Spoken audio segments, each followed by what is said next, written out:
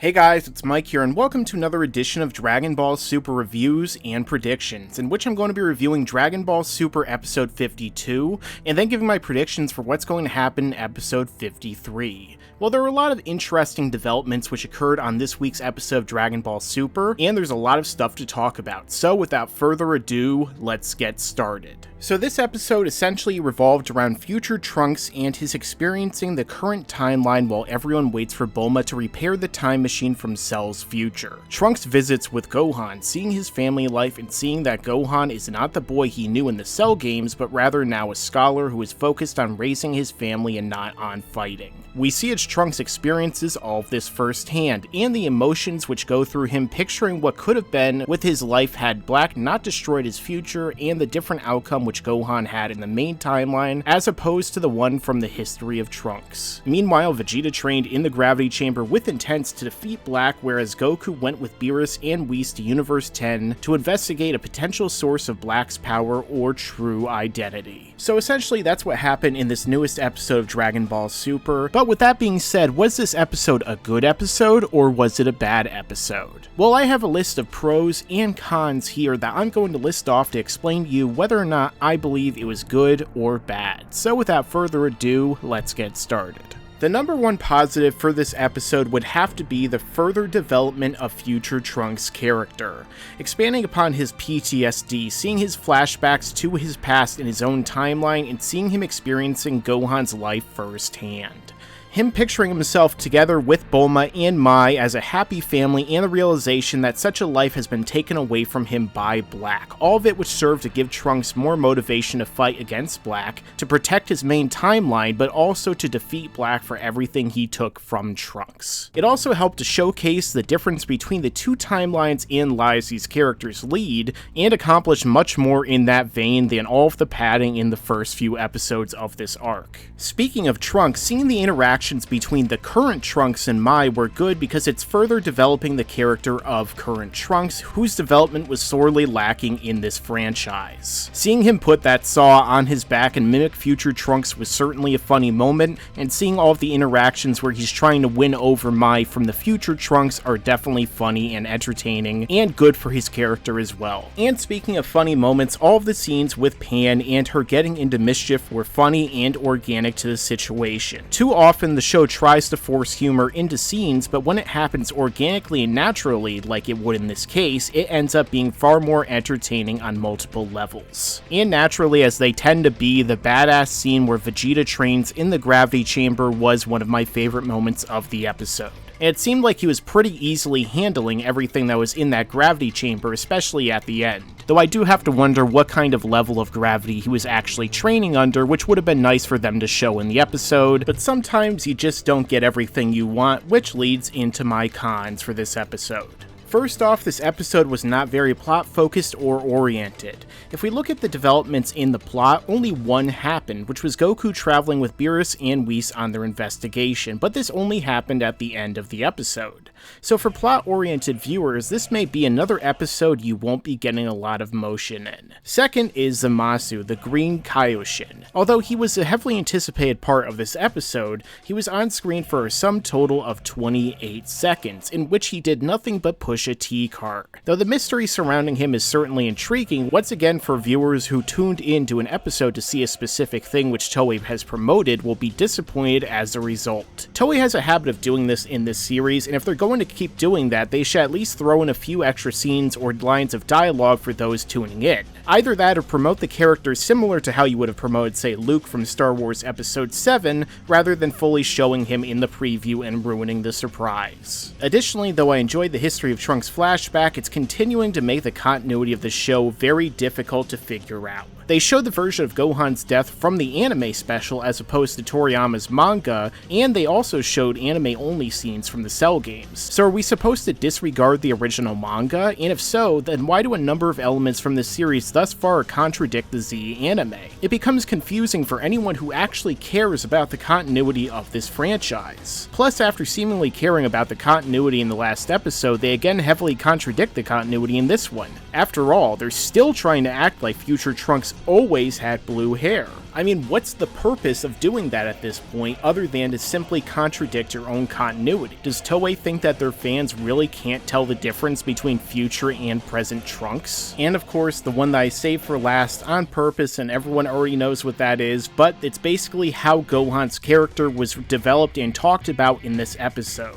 And once again, as I had predicted, in this episode, Toei decided to say that once again, Gohan is not a fighter or a martial artist anymore, but he is simply a scholar. So basically, this episode served to write Gohan's character off for this arc and perhaps the rest of the series in terms of an actual involved in the fighting or combat way. Now, this is basically a theme with Gohan's character ever since the beginning of the Buu saga, in which they're trying to hammer home the idea that Gohan doesn't want to train and doesn't want to fight, and that he's more focused on becoming a scholar and I guess being a family man, as we've seen in Dragon Ball Super. And this wouldn't really bother me that much if Toei and Toriyama didn't continue to contradict this over and over in their own works. After all, we've had two different examples in two different arcs with Gohan where it seemed like they were trying to completely reverse what they had just said before in terms of him being a scholar and in terms of him just being a family man who doesn't want to fight. As we saw in the Resurrection F arc, when Gohan was raging out after the death of Piccolo, he saw it as his own fault that Piccolo died because he in fact did not train and did not continue to grow stronger so that he could combat enemies like Frieza. And then he even says this after Frieza blew up the Earth in the Resurrection F arc. He says to Piccolo, when he asks Piccolo to train him, that he must continue to get stronger and stronger to continue to protect his family. And then in the beginning of the Universe 6 Tournament Champa arc, we also saw Gohan training with Piccolo. And clearly Gohan had gotten stronger at that point in time, considering how Piccolo performed against Frost, and considering the fact that Gohan was already stronger than Piccolo when they first started out their training. And this should have at least been 8 months of training, considering around this time Bulma used the Dragon Balls again, and the Pilaf gang along with Sorbet and Tagoma used all of the wishes of the dragon previously, meaning it should have been at least a year since they used them. And when Goku and Vegeta talked about the multiversal tournament, Gohan said that he wanted to join so he could test his newfound might and power from training with Piccolo. And even though Gohan did not participate in the multiversal tournament because he had to go to a conference, he ultimately turned down the job that he went to that conference for. But now suddenly in this next arc, when they finally can build upon what they seem to have been building up to and finally pull that trigger with Gohan to become an important relevant character again, why is Gohan suddenly, according to Piccolo, not a martial artist but simply a scholar and not going to participate in any of the action?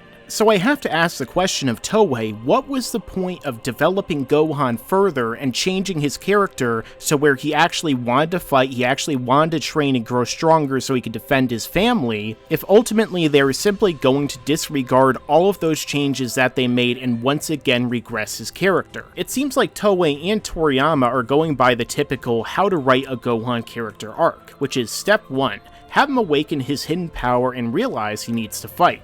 Step 2, disregard all of his character development in that arc and say that he isn't a fighter, and Step 3, repeat, which is essentially something they've done with Gohan over and over throughout the different series in this franchise. But this really wouldn't have been an issue if Toei and Toriyama had not had Gohan do what he did throughout the anime thus far in terms of seemingly developing his character to where he's going to be relevant again, and then making him completely irrelevant once again, putting him as furniture in the background. And so I have to wonder, was Toei the only ones who came up with this idea, or was Toriyama the one who came up with this idea? In either case, this is a very inconsistent representation of Gohan's character in the series thus far, and it only seemed like they did all of that stuff up until this point to get Gohan fans excited for a possibility of their favorite character once again becoming relevant, not even defeating the main villain or being the main character of the show, but being relevant and actually mattering in a show that's about fighting as opposed to being on the sidelines as furniture like the vast majority of the characters in the show.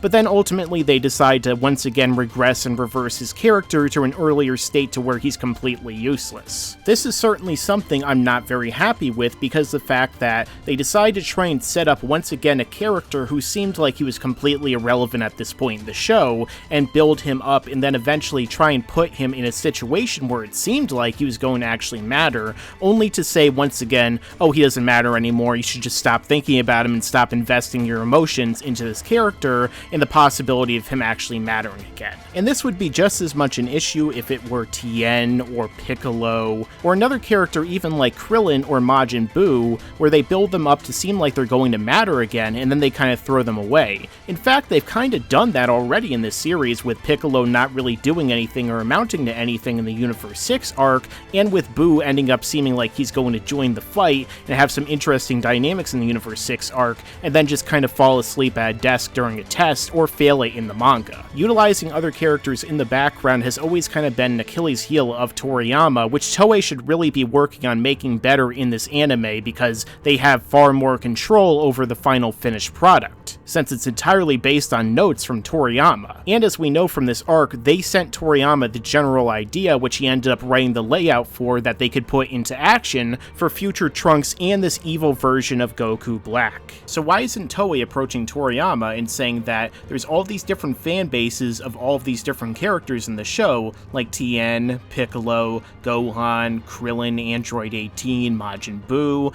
and saying that maybe he should try and make them more relevant and a part of the mix, so that ultimately they could sell more merchandise, they can get more ratings, they can get far more investment from fans like us in characters who are our favorites, rather than simply Goku and Vegeta, and simply having the Goku and Vegeta show. They're doing a really great job with Future Trunks so far, which might possibly lend to the future of them developing other characters in the background as well, but ultimately I feel like it's simply going to be Future Trunks, and maybe not really anyone else on the show is going to really get any spotlight again. And as someone who truly loves this franchise and all of the characters in it, and has spent so much time analyzing this show and rewatching the show and reading the manga and rewatching in Japanese and other languages, and studying the guidebooks and the interviews with Toriyama, it makes me disappointed as a fan of all of these characters that they're really not going to amount to anything, and basically I have to go back and watch the original Dragon Ball or sections of Dragon Ball Z if I want them to really have any good moments or any spotlight, and I want to enjoy that. And it makes me really frustrated as a fan when it would be so easy to write all of these characters to be relevant again, and they simply don't do it in favor of making Goku and Vegeta more powerful than anyone else,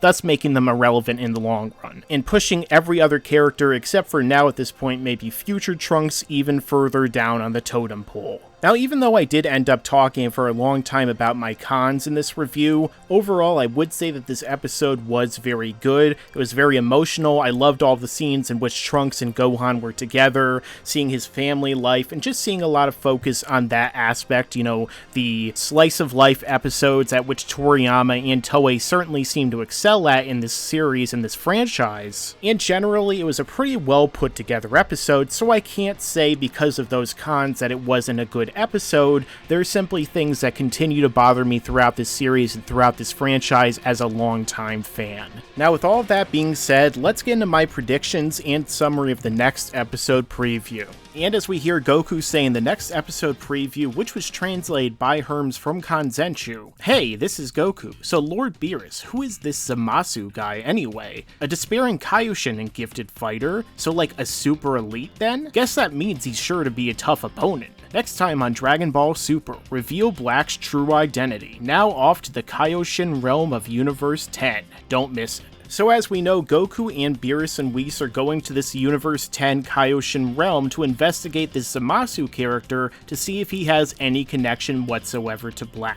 And as we could see in this next episode preview, it appears that Goku and him are sparring. Although as we could see, Goku isn't going full power considering he's only in one of his Super Saiyan forms as opposed to his Super Saiyan Blue or even the Red transformation. And as we saw, Goku only used that level of power against Black as well. So if Goku is getting the advantage over Zamasu, or if Goku is more even with Zamasu in this fight, it'd be interesting to see if perhaps this character is in fact related to Black in some way. Although it seemed like Goku almost seems to be at some kind of disadvantage in this fight, so if he in fact were Goku Black, this would make us wonder why he didn't use this level of power against Goku in their fight, instead held back. And then there's the matter of Goku Black being from the future in the future timeline, and Goku and Beerus and Whis going to seemingly the present time in the present timeline to this Kaioshin realm. Now, considering this is a completely different universe, which shouldn't even be a twin universe with 6 or 7, it's entirely possible that their time does not work at the same kind of rate that our time would in Universe 7, or even possibly in Universe 6. And if it does work the same, and it's the same timeline for every single universe in the Omniverse, as opposed to each universe being containing different timelines, it also makes us wonder if perhaps they're a little bit too early for Zamasu to be truly evil at this point, and maybe something happens to him during this point in time that sets him off on a path which leads to him teaming up with Black, or perhaps becoming Black Goku himself. In either case, I expect in this next episode we're going to get a little bit more foreshadowing or a little bit more explanation as to some of the different elements that are going on, the Kaioshin, the Time Ring, and perhaps different elements in the next episode or perhaps the next coming episodes. But in either case, this has been my review and predictions of Dragon Ball Super Episode 52 and 53. Let me know your own thoughts down below. Do you agree with me? Do you disagree? And don't forget to like, comment, share, and subscribe. And as I always say, stick around, because there's a lot more to come in the future.